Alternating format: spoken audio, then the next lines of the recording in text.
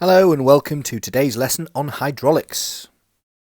Our learning objectives are to use the pressure equation to find pressure, force or area, calculate how much hydraulic machines multiply a force, and identify ratios and fractions to solve problems. To start with, I'd like you to imagine what would happen if you pushed a balloon into a single pin. Well, obviously the balloon would pop. But what would happen if you pushed the same balloon into a bunch of pins, all pointing upwards?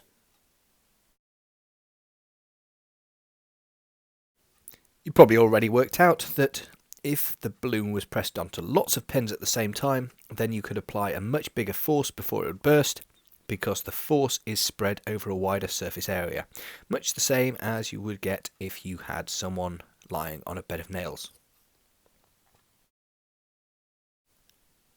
Same principle is used in JCBs with caterpillar tracks. Because the caterpillar tracks spread the weight of the JCB over a much wider area than a wheel would, it means that the JCB doesn't get bogged down because it exerts much less pressure on the ground. In front of you, you can see a bag of water with several pencils pushed through it. I want you to imagine now what's going to happen when we remove one of those pencils. How will the water flow out of the bag? Well, the water will leave the bag at 90 degrees. This is because the pressure produces a force at right angles to the surface. If you're underwater, you can actually feel the force that the water produces, often in your ears if you go too deep. We can use the equation for pressure shown here. The force that a fluid exerts depends on pressure and the area that it's exerted across. There is a bigger force if the pressure is bigger, or the area is smaller. So pressure, measured in pascals, is the force normal to the surface, that's just at 90 degrees to the surface, measured in newtons, divided by the area of the surface in meters squared. Pause the video here and copy this down in your books.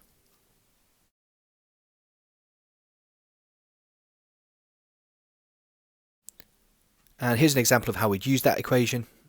When the ground pressure of a JCB is 200 kilonewtons, that's 200,000 newtons, and the area in contact with the ground is 5 meters squared, we need to find the pressure. To find the pressure, we just need to divide force by area. The force is 200,000 and the area is 5. This gives an answer of 40,000 newtons per meter squared, or 40,000 Pascal. Pause the video here while you copy this into your books. You can also rearrange the equation using this equation triangle. Again, pause the video while you copy this into your books. To use the equation triangle, you just need to take your finger and cover up whichever value you're trying to find. In this case, we're trying to find pressure, so we cover up pressure with our finger, and we have force over area. Pressure is force over area. Here we've got some practice questions using the equation that we've just covered. You can choose either to do the normal questions, or if you fancy a challenge, you can do the extension questions. It's up to you. Pause the video here while you work through those questions, and when you're ready, press play to look at the answers. And here we've got the answers. So check your work and mark it and see how you've done. We're now going to look at how this is used in hydraulic systems, which rely on using liquids to transmit forces. If you had a syringe full of air and you put your finger over the end and tried to compress it, you'll find that you can relatively easily compress the air in the syringe. If you then filled the same syringe with water and tried to compress it, you'll find that you can't compress it. This is because liquids are incompressible. Something is said to be incompressible if it cannot be squashed or decreased in volume. This is an important definition, so please pause the video now and copy this into your books.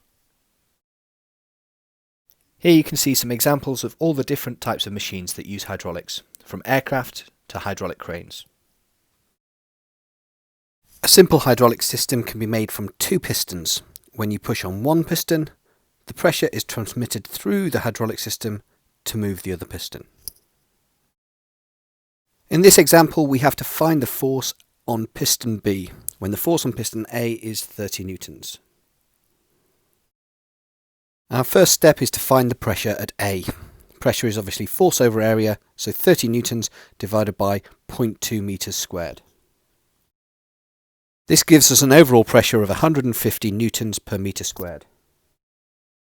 Once we have this pressure, we can now find the force on piston B. So we take the pressure of 150 newtons, times that by the area of 1 meter squared, and we find the force is 150 newtons. If you fill a syringe with water and then squeeze it, you can use it as a sort of water pistol. This is a very simple hydraulic system. In this case, it's converting slow-moving water into fast-moving water by squeezing it through a narrow opening.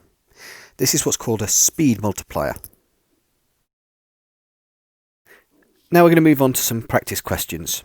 Please write the answer to each of these in your book and pause the video each time while you answer them. So in this case, we have a plunger with a cross-sectional area of 2 centimeters and a person pushes it with a force of 6 newtons. What would the pressure be at A?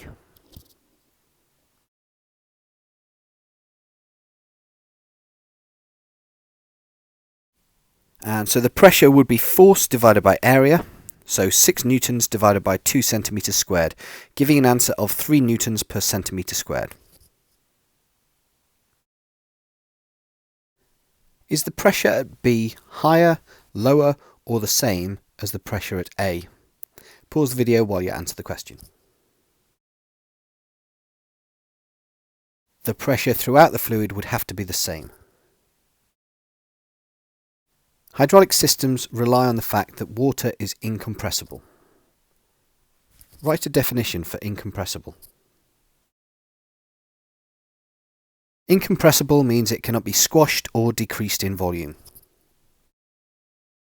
Predict what would happen to the speed of the water jet if the nozzle is made narrower but the plunger is still pushed with the same force and speed.